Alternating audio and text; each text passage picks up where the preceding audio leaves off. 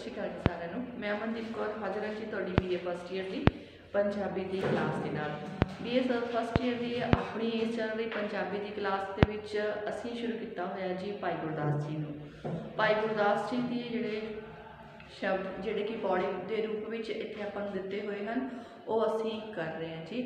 कल असीं उन्हां दा जिहड़ी कीती सी उन्हां दी वार दी जिहड़ी 10वीं पौड़ी आ उहदा असीं शब्द कीता सी जी जड़ा अर्ध शरीरी मोख दुआरी, जिस दे विच उन्होंने एक इस्त्री के रूप दे विच जड़ा मतलब ये जी सानू रचना दी सी कि इस्त्री की जी महत्ता है उन्होंने गुरमुख के नाल रिलेटेड जड़ा कीता सी। सो एक इस्त्री की महत्ता नूं दसदे हुए उन्होंने दसिया सी कि किस तरह एक औरत जिहड़ी कि मतलब एक बेटी के रूप में माँ बाप नूं बहुत ज़्यादा जिहड़ी प्यारी हुंदी है।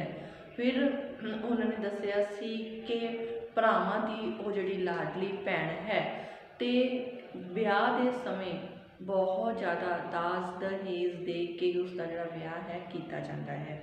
पर नाल दी नाल ही इन्हां चीज़ां नूं उन्होंने जिहड़ा गुरमुख दे नाल भी रिलेटेड किया सी कि जिहड़े कहंदे नारी के रूप विच जिहड़े गुरमुख हैं, गुरमुख मनुख जिहड़े नैचुरल नारी का जिहड़ा रूप है वो हुंदे हन। सो गुरमुख रूप दे विच उन्होंने दसिया सी कि एक सुहागण जिहड़ी इस्त्री है, जिस तरह वो पेकियां दे घर जिहड़ी गल कीती सी कि माँ बाप की अपनी लाडली पुत्री हुंदी है, उस तरह गुरमुख की गल करते हैं तो उस दे विच दसिया सी कि गुरमुख रूप सुहागण इस्त्री बहुत ही सुख जिहड़े हैं उन्होंने प्राप्त करती है। सो ज्ञान ते वैराग रूप भरावां दी इह जिहड़ी प्यारी भैन हुंदी है। सो इस तरह ही उन्होंने दसिया सी ते नानके ते दादके, नानकियां दे विच शरदा रूपी नानकियां दे विच ते अभ्यास रूपी दादके, जिथे वो हर एक चीज़ का अभ्यास जिहड़ा करती है। मतलब अभ्यास मतलब अपने नाम का जिहड़ा अभ्यास है वो करती है, परमात्मा का जिहड़ा नाम है उसका जाप करती है। सो शरदा रूपी नानके ते जिहड़े अभ्यास रूप दादकियां दे विच ये बहुत ज़्यादा जिहड़ी है मन्नी परमनी जाती है, इसनूं बहुत ज़्यादा सत्कार जिहड़ा है वो प्राप्त होता है। सो फिर कहंदे ये जदों इसका विआह हुंदा है तो इसनूं बहुत ज़्यादा दाज दहेज जिहड़ा दिता जाता है। तो फिर सत्संग रूपी जिहड़े हन अपने पेके ते परलोक रूपी जिहड़े सहुरियां दे घर दे विच भी फिर इसका जिहड़ा बड़ा आदर सत्कार दिता जाता है, इसनूं बड़ा आदर मान दिता जाता है। क्यों? क्योंकि इसने अभ्यास रूपी मतलब परमात्मा के नाम का जिहड़ा अभ्यास है उसनूं बहुत चंगी तरह किया हुंदा है। सो इस करके ये अपने चंगे गुणां दे नाल ही अपने सहुरे परिवार नूं सुधारती भी है, उसनूं जिहड़ी उसकी प्रतिष्ठा है उसकी इज्जत मान है उसनूं बनाई रखती है। सो सहुरियां दे विच अपना इज्जत मान बनाउंदी होई ये अपने पेकियां दे सत्संग रूपी जिहड़े पेके हैं उन्हां दी जिहड़ी इज्जत है उसनूं भी होर ज़्यादा वधाउंदी है। सो इस तरह जिहड़ी फिर उन्होंने गल कीती सी कि कहंदे किस तरह वो अपने सहुरियां दे सस सहुरे का भारी आदर मान जिहड़ा करती है ते अपने परिवार नूं सुधारती हुई पेकियां दी शोभा नूं होर ज़्यादा वधा दिंदी है। सो कहंदे ये जिहड़ी है वड्डे भागां वाली हुंदी है, अपने पति की सेज का सुख माणदी है, अनेकों प्रकार के भोजनों का आनंद माणदी हुई जिहड़े हार श्रृंगार जिहड़ा है लगाउंदी है। सो इस तरह फिर गुरमुख नाल रिलेटेड करते हुए कहते हैं कि जिहड़े ये लोकां दे विच वेदां दे ज्ञान दे नाल ते जिहड़े कहते अर्ध शरीरी जिहड़ी इस्त्री है वो मुक्ति का द्वार जिहड़ी है वो मन्नी गई है। सो गुरमुख ही नैचुरल नारी का जिहड़ा रूप है उसनूं मन्निया है। गुरमुख जिहड़े कि नैचुरल नारी के रूप विच परमात्मा के द्वारा दिते हुए सुखां का जिहड़े आनंद है उसनूं माणदे हन। सो ये जिहड़ी पौड़ी सी असीं जिहड़ी कल कीती सी भाई गुरदास जी की लिखी हुई। सो अज जिहड़ी असीं अज दी क्लास दे विच उन्हां दी जिहड़ी अगली पौड़ी 10वीं वार की पहली पौड़ी जिहड़ी वो लैके हाज़र होए हैं जी। वो जिहड़ी उसका नाम है वो है हार चले गुरमुख जग जीता, कि इस दे विच उन्होंने परमात्मा के नाम की महत्ता नूं दसदे हुए निमरता के गुण नूं धारण करन की गल कीती है। जो मनुख निमरता धारण कर लैंदा है वो आप इस संसार दे विच हार के भी सारा दा सारे संसार नूं जित लैंदा है। क्यों? क्योंकि उस दे विच निमरता हुंदी है। वो अपने आप नूं मतलब हारिया होया ही सारे दे सामने जिहड़ा है वो सिद्ध करता है, पर असल दे विच वो सारे संसार नूं जित चुकिया हुंदा है। क्योंकि हंकारी मनुख कदे भी अपनी हार स्वीकार नहीं करता, कदे भी आप नूं झुकाउंदा नहीं है, पर जिहड़ा मनुख झुक जाता है वो सारा कुछ ले लैंदा है। सो इस तरह के जिहड़े विचार हैं ये शब्द दे विच भाई गुरदास जी ने ध्रुव भगत की जिहड़ी कहानी दे राही सानूं समझाउण की कोशिश की है। ध्रुव भगत की कहानी कई बच्चों ने सुनी भी होगी, पर जिन्हां ने नहीं सुनी वो अज आपां इत्थे जिहड़ी करांगे। सो ध्रुव भगत की कहानी के रूप दे विच सानू उन्होंने मतलब परमात्मा के नाम की जिहड़ी भगती है वो करन अति निमरता का जिहड़ा गुण है उसनूं धारण करने की जिहड़ी गल है वो कीती है कि जिहड़े मनुख निमरता धारण कर जाते हैं वो सारा कुछ प्राप्त कर लेंदे हैं। सो चलते हैं जी अपने अज की क्लास के वल, नाल दी नाल लिखांगे ते नाल दी नाल प्रसंग व्याख्या जिहड़ी है वो असीं इस शब्द की करांगे। सो हार चले गुरमुख जग जीता, कहते ध्रुव हसदा, ध्रुव तारा भी है ना अपन पता है कि ध्रुव तारा जिहड़ा है उसकी भी गल आपां करांगे। ध्रुव हसदा घर आया, घर आया, ध्रुव हसदा घर आया, कर प्यार, कर प्यार, कर प्यार, प्यो कुछड़ लीता, प्यो कुछड़ लीता, कर प्यार प्यो कुछड़ लीता, बाहों पकड़ उठा लिया, बाहों पकड़, बाहों पकड़ उठा लिया, उठा लिया, मन विच रोस, मन विच रोस मतरेई कीता, मतरेई कीता, डढोकिया, डढोलिया, डढोलिका, माँ पूछे, माँ पूछे तू सावाणी, तू सावाणी है के सुरीता, तू सावाणी है के सुरीता, सावाणी हाँ, सावाणी हाँ जन्म दी, सावाणी हाँ जन्म दी, नाम ना भगत, नाम ना भगती, करम दड़ीता, करम दृढ़ीता, दृढ़ीता, किस उद्यम ते राज मिले, किस उद्यम ते राज मिले, किस उद्यम ते राज मिले, शत्रु शत्रु ते सब होवन, होवन मीता, किस उद्यम ते राज मिले ते शत्रु ते सब होवन मीता, परमेश्वर आराधिए, परमेश्वर आराधिए, परमेश्वर आराधिए, जद होइए होइए पतित पुनीता, पतित पुनीता बाहर चलिए, बाहर चलिया, बाहर चलिया करण तप, करण तप मन बैराग, मन बैरागी होए अतीता,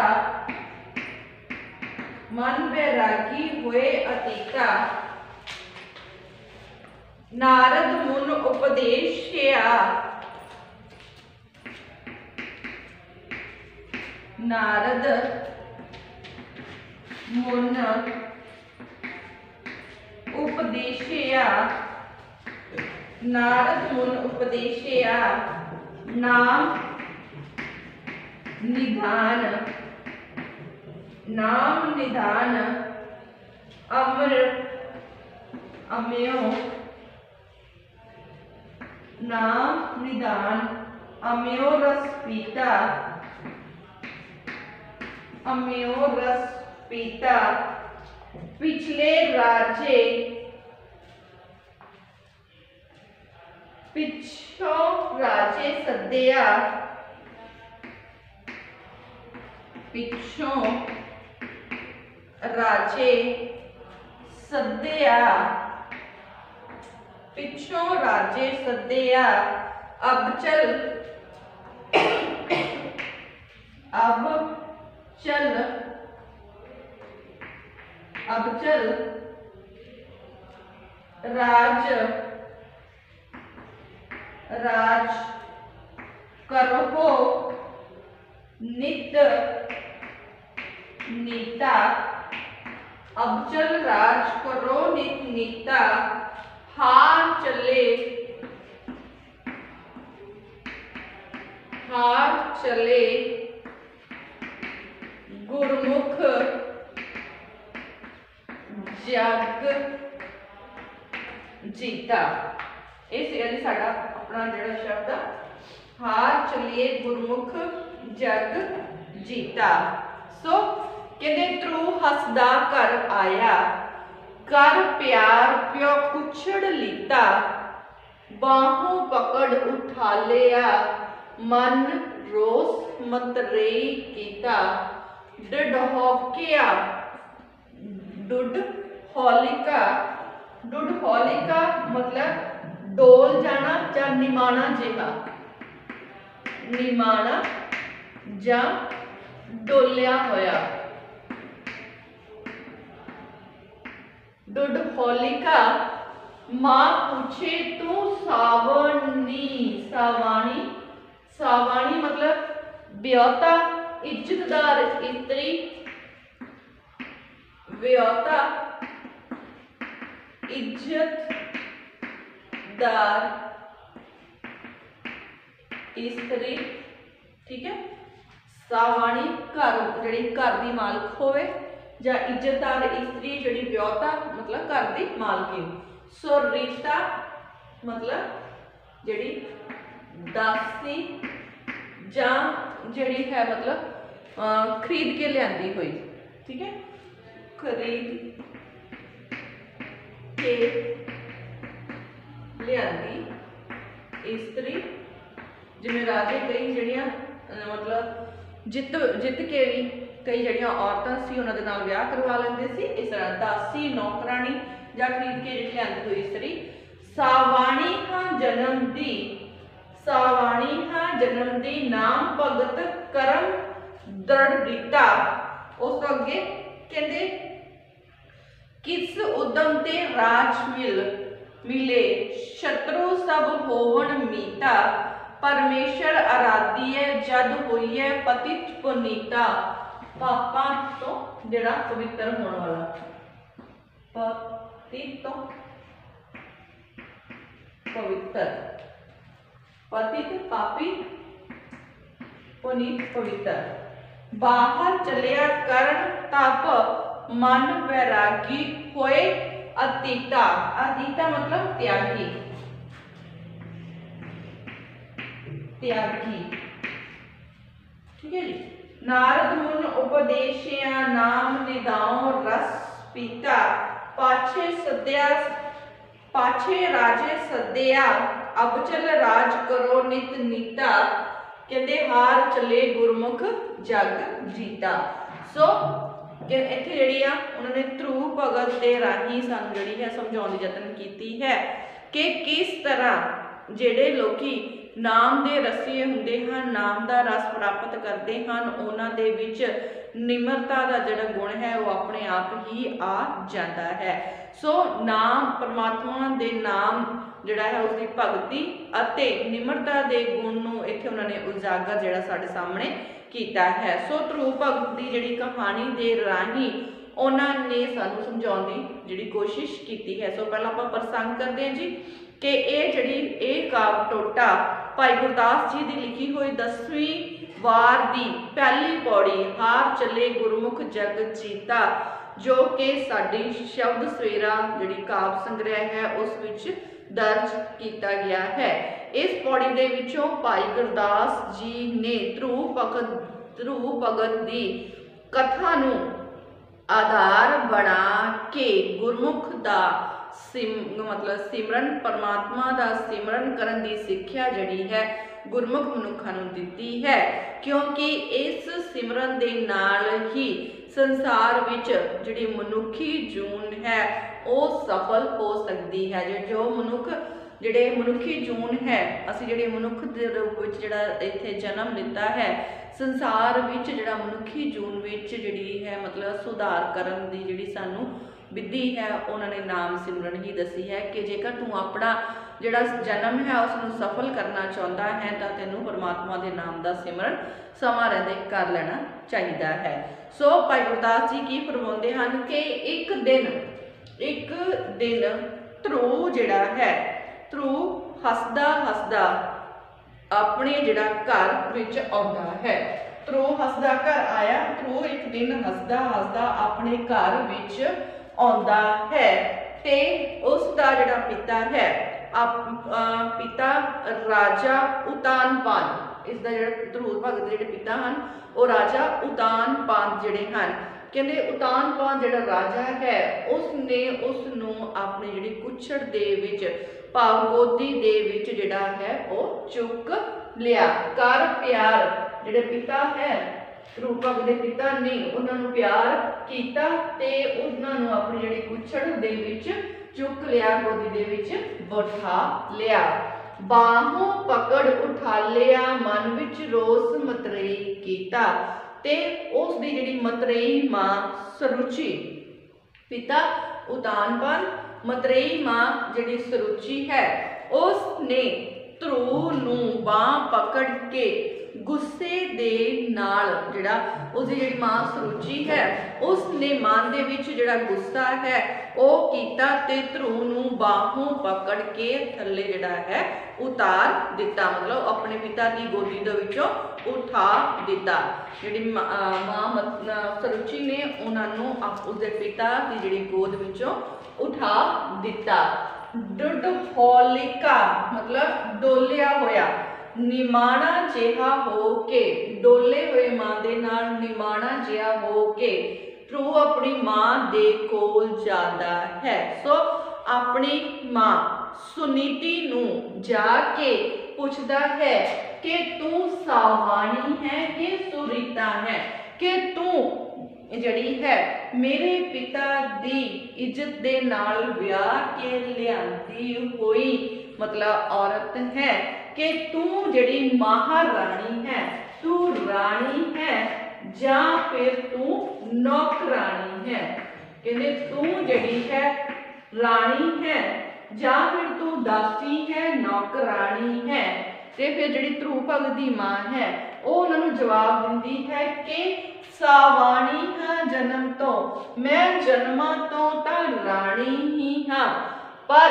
ਕਹਿੰਦੇ ਨਾਮ ਭਗਤ ਨਾਮ ਨਾ ਭਗਤੀ ਕਰਮ ਦੜੀਤਾ, ਪਰ ਮੈਂ ਆਪਣੇ ਇਸ ਜਨਮ ਦੇ ਵਿੱਚ ਨਾਮ ਤੇ ਭਗਤੀ ਵਾਲੇ ਕਰਮ ਨਹੀਂ ਕੀਤੇ ਹਨ।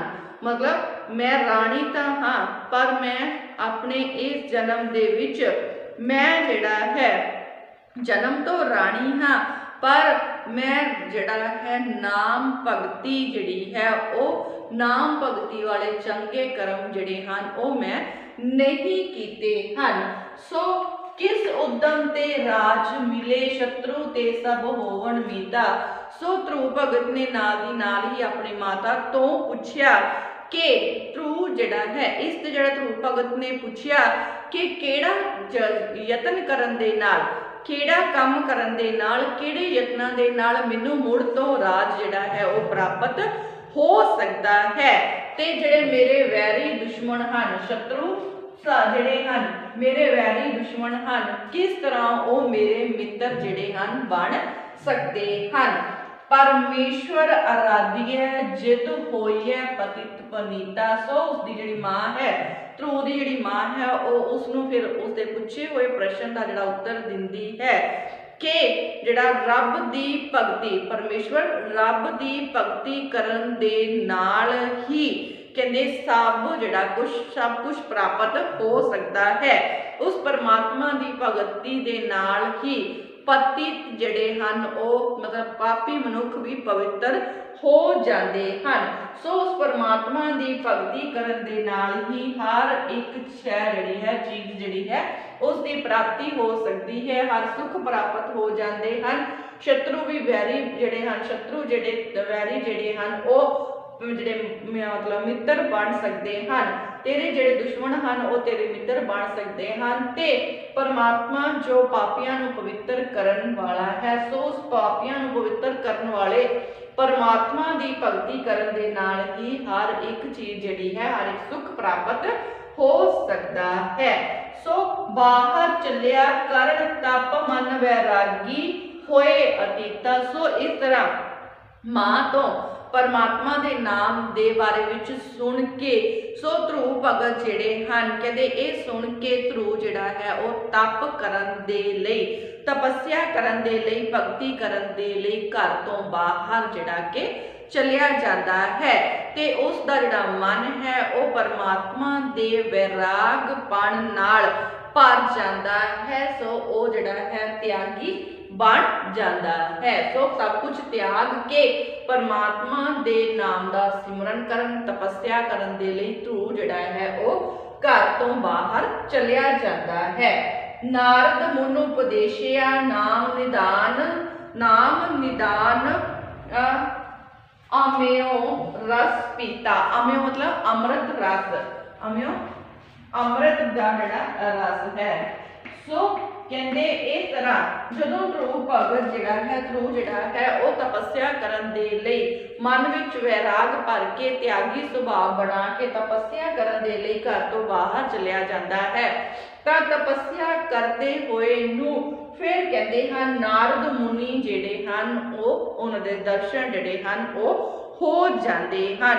सो कहते नारद बाहर जदों ध्रुव जिहड़ा है तपस्या कर रहा सी तां उसनूं नारद मुनि जिहड़े हन वो मिल पैंदे हन ते उन्हां दा जिहड़ा उपदेश है उसनूं प्राप्त हो जाता है। सो नारद मुनि जिहड़े हन उसनूं मिलदे हन ते उपदेश जिहड़ा उसनूं दे दिंदे हन। सो इस तरह जिहड़ा परमात्मा दे नाम दा अमृत रस जिहड़ा कि ध्रुव भगत नूं प्राप्त हो जाता है। सो ध्रुव ने उस तो नाम दा जिहड़ा नारद मुनि है उस तो नाम दा खजाना जिहड़ा है उसनूं प्राप्त करके जिहड़ा परमात्मा दे प्रेम दा जिहड़ा अमृत दा प्याला है उसनूं प्राप्त हो जाता है। सो उस तो बाद कहते परमात्मा दे नाम दा अमृत रस प्राप्त करन तो बाद कहते जदों ਧਰੂ ਭਗਤ ਨੂੰ ਸਾਰਾ ਗਿਆਨ ਜਿਹੜਾ ਹੈ ਉਹ ਹੋ ਚੁੱਕਿਆ ਸੀ। ਸੋ ਉਸ ਤੋਂ ਬਾਅਦ ਕਹਿੰਦੇ ਪਿੱਛੋਂ ਰਾਜੇ ਸੱਦਿਆ ਅਬ ਚਲ ਰਾਜ ਕਰੋ ਨਿਤ ਨੀਤਾ। ਸੋ ਉਸ ਤੋਂ ਬਾਅਦ ਧਰੂ ਦੇ ਜਿਹੜਾ ਪਿਤਾ ਹੈ ਉਸ ਰਾਜੇ ਨੇ, ਰਾਜਾ ਉਤਾਨਪਾਦ ਜਿਹੜਾ ਹੈ, ਰਾਜੇ ਨੇ ਉਸ ਨੂੰ ਬੁਲਾਇਆ ਤੇ ਕਿਹਾ ਕਿ ਉਸ ਨੂੰ ਜਿਹੜਾ ਰਾਜ ਹੈ ਆਪਣਾ ਸੰਭਾਲ ਲੈਣਾ ਚਾਹੀਦਾ ਹੈ। ਮਤਲਬ ਰਾਜੇ ਨੇ ਉਸ ਨੂੰ ਜਿਹੜਾ ਹੈ ਰਾਜ ਕਰਨ ਦੇ ਲਈ ਬੁਲਾਇਆ। ਪਰ ਕਹਿੰਦੇ ਜਦੋਂ ਰਾਜੇ ਨੇ ਧਰੂ ਨੂੰ ਕਿਹਾ ਕਿ ਤੈਨੂੰ ਰਾਜ ਸੰਭਾਲ ਲੈਣਾ ਚਾਹੀਦਾ ਹੈ ਤਾਂ ਧਰੂ ਜਿਹੜਾ ਹੈ ਉਸ ਨੂੰ ਰਾਜੇ ਨੂੰ ਜਵਾਬ ਦਿੰਦਾ ਹੈ ਕਿ ਹੁਣ ਮੈਨੂੰ ਰਾਜ ਦੀ ਲੋੜ ਨਹੀਂ ਹੈ। ਸੋ ਰਾਜ ਕਰਨ ਤੋਂ ਮਨਾ ਕਰ ਦਿੰਦਾ ਹੈ, ਮਤਲਬ ਮੈਨੂੰ ਰਾਜ ਦੀ ਲੋੜ ਨਹੀਂ ਹੈ, ਮੈਂ ਹੁਣ ਸਦਾ ਹੀ ਅਬਚਲ ਰਾਜ ਕਰਾਂਗਾ, ਮੈਂ ਹੁਣ ਸਦਾ ਹੀ ਇਸ ਦੁਨੀਆ ਤੇ ਰਾਜ ਜਿਹੜਾ ਹੈ ਉਹ ਕਰਦਾ ਰਹਾਂਗਾ। ਜਿਹੜੇ ਚੀਜ਼ ਦੀ ਮੈਨੂੰ ਜ਼ਰੂਰਤ ਸੀ, ਜਿਸ ਨਾਮ ਖਜ਼ਾਨੇ ਦੀ ਮੈਨੂੰ ਅੰਮ੍ਰਿਤ ਰਸ ਦੀ ਜ਼ਰੂਰਤ ਸੀ, ਉਹ ਹੁਣ ਮੈਨੂੰ ਮਿਲ ਗਿਆ ਹੈ। ਸੋ ਮੈਂ ਹੁਣ ਦੁਨੀਆ ਦੇ ਵਿੱਚ ਸਦਾ ਹੀ ਅਬਚਲ ਜਿਹੜਾ ਹੈ ਰਾਜ ਕਰਦਾ ਰਹਾਂਗਾ, ਸਦਾ ਹੀ ਜਿਹੜਾ ਮੇਰਾ ਰਾਜ ਹੈ ਉਹ ਦੁਨੀਆ ਤੇ ਰਹੇਗਾ। ਸੋ ਭਾਈ ਗੁਰਦਾਸ ਜੀ ਫਿਰ ਲਾਸਟ ਵਿੱਚ ਕਹਿੰਦੇ ਹਨ ਹਾਰ ਚਲੇ ਗੁਰਮੁਖ ਜਗ ਜੀਤਾ। ਸੋ ਇਸ ਤਰ੍ਹਾਂ ਕਹਿੰਦੇ ਭਾਈ ਗੁਰਦਾਸ ਜੀ ਲਿਖਦੇ ਹਨ ਕਿ ਜਿਹੜੇ ਮਨੁੱਖ ਸੰਸਾਰ ਤੋਂ ਹਾਰ ਜਾਂਦੇ ਹਨ, ਹਾਰ ਕੇ ਵੀ ਮਤਲਬ ਹਾਰ ਕੇ ਚੱਲਦੇ ਹਨ, ਨਿਮਰਤਾ ਧਾਰਨ ਕਰਕੇ ਚੱਲਦੇ ਹਨ, ਉਹ ਸਦਾ ਹੀ ਇਸ ਜਗਤ ਵਿੱਚ ਜਿੱਤਾਂ ਪ੍ਰਾਪਤ ਕਰਦੇ ਰਹਿੰਦੇ ਹਨ। ਸੋ ਧਰੂ ਭਗਤ ਜਿਸ ਨੇ ਆਪਣਾ ਜਿਹੜਾ ਰਾਜ ਜਿਹੜਾ ਸੀ ਉਸ ਨੂੰ ਛੱਡ ਦਿੱਤਾ ਸੀ, ਸੋ ਨਿਮਰਤਾ ਧਾਰਨ ਕਰ ਲਿੱਤੀ ਸੀ, ਨਾਮ ਦਾ ਰਸ ਚੱਖ ਲਿਆ ਸੀ, ਅੰਮ੍ਰਿਤ ਦਾ ਖਜ਼ਾਨਾ ਉਸ ਨੂੰ ਪ੍ਰਾਪਤ ਜਿਹੜਾ ਹੈ ਉਹ ਹੋ ਚੁੱਕਿਆ ਸੀ। ਸੋ ਉਹ ਆਪਣੇ ਪਿਤਾ ਦੇ ਰਾਜ ਨੂੰ ਜਿਹੜਾ ਠੁਕਰਾ ਕੇ ਕਹਿੰਦਾ ਹੈ ਕਿ ਉਹ ਸਦਾ ਹੀ ਹੁਣ ਇਸ ਦੁਨੀਆ ਤੇ ਰਾਜ ਕਰੇਗਾ। ਸੋ ਕਹਿੰਦੇ ਇਸ ਤਰ੍ਹਾਂ ਜਿਹੜੇ ਗੁਰਮੁਖ ਲੋਕ ਹੁੰਦੇ ਹਨ ਉਹ ਹਾਰ ਕੇ ਵੀ ਜਿੱਤ ਪ੍ਰਾਪਤ ਕਰ ਜਾਂਦੇ ਹਨ। ਸੋ ਇਸ ਤਰ੍ਹਾਂ ਜਿਹੜਾ ਧਰੂ ਹੈ ਉਹ ਜਿਹੜਾ ਹੈ ਮਤਲਬ ਹਾਰ ਕੇ ਵੀ ਜਿੱਤ ਪ੍ਰਾਪਤ ਕਰਦਾ ਹੋਇਆ ਸਦਾ ਹੀ ਇਸ ਸੰਸਾਰ ਤੇ ਜਿਹੜਾ ਰਾਜ ਕਰਦਾ ਰਿਹਾ ਹੈ। ਸੋ ਇਸ ਤਰ੍ਹਾਂ ਜਿਹੜਾ ਮਤਲਬ ਗੁਰਮੁਖ ਦੀ ਮਹੱਤਤਾ, ਪਰਮਾਤਮਾ ਦੇ ਨਾਮ ਦਾ ਸਿਮਰਨ ਤੇ ਨਿਮਰਤਾ ਦਾ ਜਿਹੜਾ ਗੁਣ ਹੈ ਉਸ ਦੀ ਜਿਹੜੀ ਮਹੱਤਤਾ ਹੈ ਉਸ ਨੂੰ ਇਸ ਸ਼ਬਦ ਦੇ ਰਾਹੀਂ ਮਤਲਬ ਧਰੂ ਭਗਤ ਦੀ ਕਹਾਣੀ ਦੇ ਰਾਹੀਂ ਭਾਈ ਗੁਰਦਾਸ ਜੀ ਨੇ ਸਾਨੂੰ ਜਿਹੜਾ ਸਮਝਾਉਣ ਦੀ ਜਿਹੜੀ ਕੋਸ਼ਿਸ਼ ਕੀਤੀ ਹੈ ਕਿ ਹਮੇਸ਼ਾ ਹੀ ਮਨੁੱਖ ਨੂੰ ਨਿਮਰਤਾ ਦਾ ਧਾਰਨੀ ਹੋਣਾ ਚਾਹੀਦਾ ਹੈ। ਸੋ ਇਹ ਜਿਹੜਾ ਸੀਗਾ ਸਾਡੀ ਭਾਈ ਗੁਰਦਾਸ ਜੀ ਦੀ 10ਵੀਂ ਪੌੜੀ ਵਾਰ ਦੀ ਪਹਿਲੀ ਪੌੜੀ, ਜਿਸ ਦੇ ਵਿੱਚ ਉਹਨਾਂ ਨੇ ਸਾਨੂੰ ਜਿਹੜਾ ਹਾਰ ਚੱਲੇ ਗੁਰਮੁਖ ਜਗ ਜੀਤਾ ਜਿਹੜਾ ਇਸ ਦੇ ਬਾਰੇ ਜਿਹੜੀ ਜਾਣਕਾਰੀ ਦਿੱਤੀ ਕਿ ਕਿਸ ਤਰ੍ਹਾਂ ਜਿਹੜੇ ਗੁਰਮੁਖ ਹਨ ਉਹ ਹਾਰ ਕੇ ਵੀ ਇਸ ਸੰਸਾਰ ਤੇ ਜਿੱਤ ਪ੍ਰਾਪਤ ਕਰ ਜਾਂਦੇ ਹਨ। ਸੋ ਅੱਜ ਦੀ ਜਿਹੜੀ ਕਲਾਸ ਹੈ ਅਸੀਂ ਇੱਥੇ ਹੀ ਸਮਾਪਤ ਕਰਾਂਗੇ। ਮਿਲਦੇ ਹਾਂ ਅਗਲੀ ਜਿਹੜੀ ਰਚਨਾ ਦੇ ਨਾਲ ਅਗਲੀ ਕਲਾਸ ਦੇ ਵਿੱਚ। ਧੰਨਵਾਦ ਜੀ।